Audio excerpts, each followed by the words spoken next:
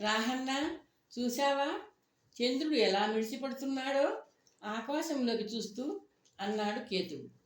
నిన్న నోటిలో నొక్కి పెట్టి ఉక్కిరి బిక్కిరి చేశావు కదా చిన్నాన్న. ఎంత ధైర్యం ఆ చంద్రుడికి!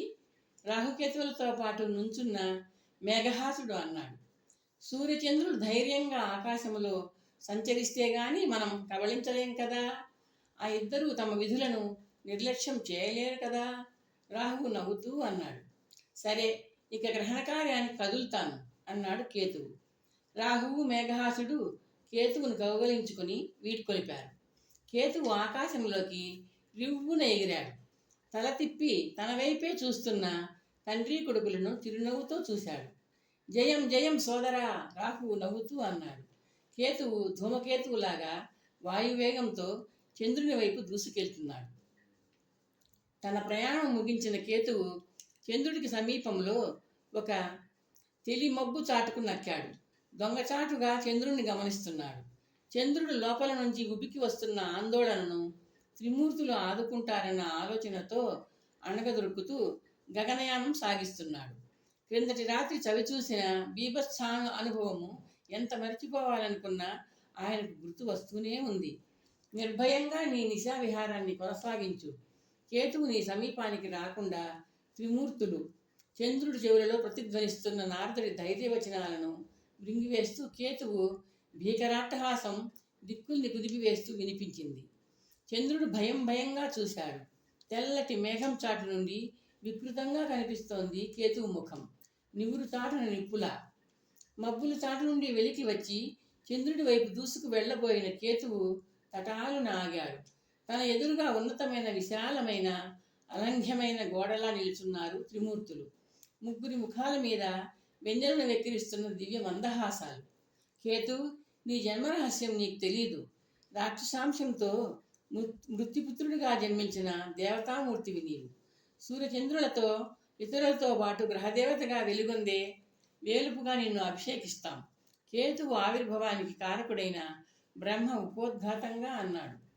మేఘహాసుడి ద్వారా నేను ప్రసాదించిన వరాలను శక్తులను సూర్యచంద్రులను కబళించే అవాంఛనీయ చర్యతో వృధా చేయవద్దు కేతు, శివుడు మందలిస్తున్నట్టు అన్నాడు. నా సుదర్శన చక్రధారతో నీకు శిరచ్ఛేదం కావడం యాదృచ్ఛికం. పరమేశ్వరుల వరం ఆ నష్టాన్ని రూపుమాపి నీకు రూపాన్ని ప్రసాదించింది. పగతో ప్రతీకార జ్వాలతో రగిలిపోవడం నీ భవిష్య పదవికి తగదు. నిరంతరాయంగా సూర్యచంద్రులను కబళించే ఆలోచనను విరమించు. మాట మాటకు అడ్డు వస్తున్నందుకు మన్నించండి, కేతువు వినయంగా అన్నాడు. సూర్యచంద్రుల మీద ప్రతీకారం చేస్తూనే ఉండిపోతామంటూ చేసిన ప్రతిజ్ఞ ఏం కావాలి? నా తల్లికి ధర్మపత్నికి ఇచ్చిన మాట ఏం కావాలి? నీ ప్రతిజ్ఞ నెరవేరేలా వెసులుబాటు కల్పించడానికి మేము సిద్ధంగా ఉన్నాం. నీ అన్న రాహువు అభ్యర్థించి అనుమతి పొందిన ప్రకారం నిర్ణీత కాల వ్యవధిలో నియమిత కాల సమయాలలో లోకాలకు కీడు వాటిల్లని విధానంలో నువ్వు సూర్యచంద్రులను కబళిస్తూ తృప్తి చెందవచ్చు, శ్రీ మహావిష్ణువు అన్నాడు. సంధిపూర్వకమైన ఈ విధానం మా ముగ్గురికి ఆమోదమే కేతు, పరమేశ్వరుడు నవ్వుతూ అన్నాడు. అంగీకరించు, ఆనందించు, బ్రహ్మ నచ్చచెప్తున్నట్టు అన్నాడు. మీ ఆజ్ఞను శిరోధార్యంగా స్వీకరిస్తున్నాను. అమావాస్య దినాన సూర్యుడిని, పౌర్ణమి రాత్రులలో చంద్రుడిని వంతుల ప్రకారం మేము ఇద్దరము గ్రహణం చేసే ప్రాతిపదికతో ముందుకు సాగుతాము, కేతువు వినయంగా అన్నాడు. తథాస్తు, త్రిమూర్తులు ఏకకంఠంతో అన్నారు. కేతువు ముగ్గురికి భక్తితో ప్రణామాలు చేశాడు.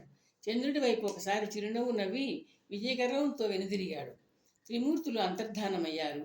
చంద్రుడు నూతనోత్సాహంతో వెన్నెల వెదజల్లసాగాడు.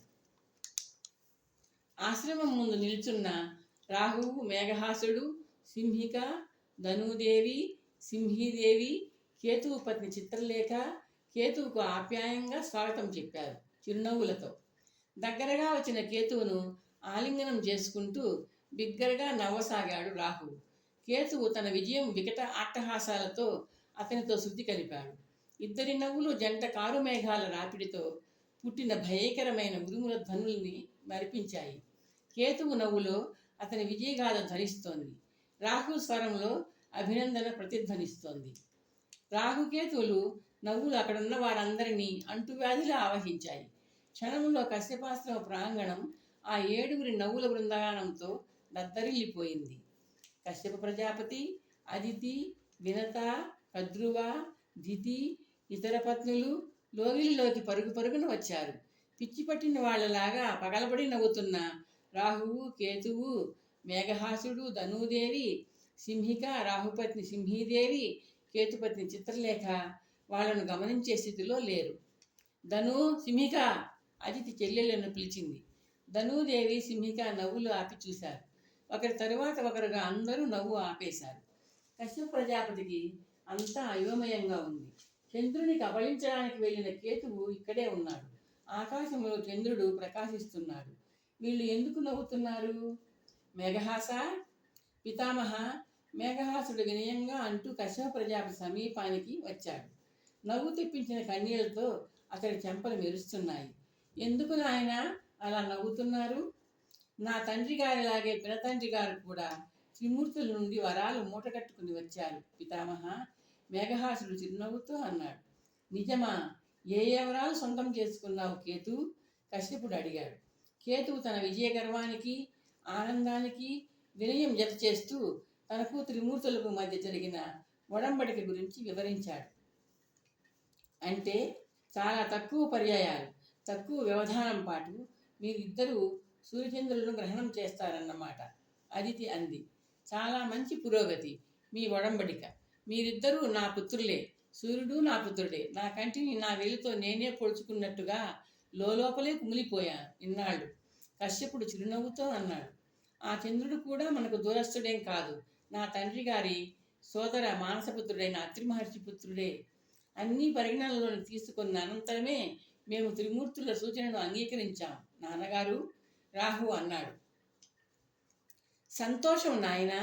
సూర్యుడితో పాటు మీరిద్దరూ ఉన్నత స్థానాలు సాధించుకున్నారు. లోకారాధ్యులు కాబోతున్నారు. ఇద్దరినీ హృదయపూర్వకంగా అభినందిస్తున్నాను, ఆశీర్వదిస్తున్నాను. కశ్యప ప్రజాపతి ఆప్యాయంగా అన్నాడు. నా బిడ్డ ప్రయోజకుడయ్యాడు కదా, నన్ను అభినందించండి. సింహిక నవ్వుతూ అంది. నా పుత్రుడు కూడా, ధనూదేవి అంది కేతువును దగ్గరకు తీసుకుంటూ. నన్ను కూడా అభినందించి ఆశీర్వదించండి పితామహ. మీ పుత్రులిద్దరి కోసం తపస్సు చేసి శివుణ్ణి మెప్పించాను.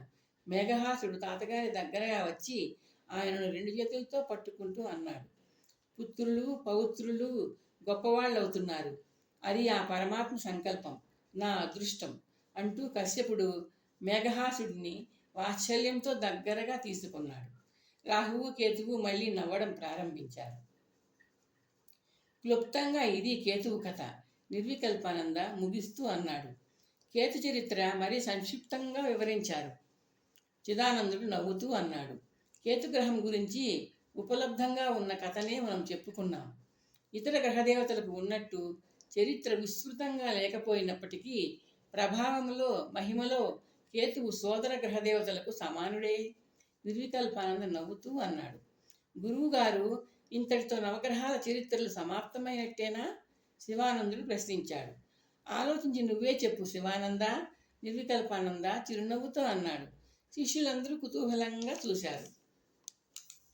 నవగ్రహాలు ఆవిర్భవించారు, పెరిగి పెద్దవారయ్యారు, పదవులకు తగిన అర్హతలు సంపాదించుకున్నారు. వాళ్ళ స్థానమానాలు నిర్ణయించబడాలి, ఆధిపత్యాలు నిర్దేశించబడాలి, నవగ్రహ దేవతలుగా అభిషేకించబడాలి. నిర్వికల్పానంద వివరిస్తూ అన్నాడు. ఈ కార్యక్రమాలన్నీ పూర్తయితే గాని నవగ్రహ దేవతల చరిత్రలు పరిసమాప్తం కావు కదా. అయితే గురువుగారు ఇప్పుడు నవగ్రహాల నియామక విశేషాలు వినిపిస్తారు. విమలానందుడు తన మిత్రుల వైపు చూస్తూ ఉత్సాహంగా అన్నాడు. త్రిమూర్తుల ఆదేశాన్ని అనుసరించి నారద మహర్షి నవగ్రహాల పట్టాభిషేక మహోత్సవానికి సకల దేవతలను ఆహ్వానించాడు. సూర్యచంద్ర కుజ బుధ బృహస్పతి శుక్ర శని రాహుకేతువులను, వాళ్ళ పత్నులను ప్రత్యేకంగా ఆహ్వానించారు. నవగ్రహాల తల్లిదండ్రులకు, వాళ్ళ పత్నుల తల్లిదండ్రులకు కూడా ఆహ్వానాలు అందాయి. నారదుడు ముందు చూపుతో దైత్యదానవులకు కూడా ఆమంత్రణం చేశాడు. బ్రహ్మదేవుడి సూచనతో నారదుడు స్వయంభవ మనువుకు, ఆయన ధర్మపత్ని శతరూపాదేవికి ఆహ్వానం అందజేశాడు. నిర్వికల్పానంద చెప్పసాగాడు.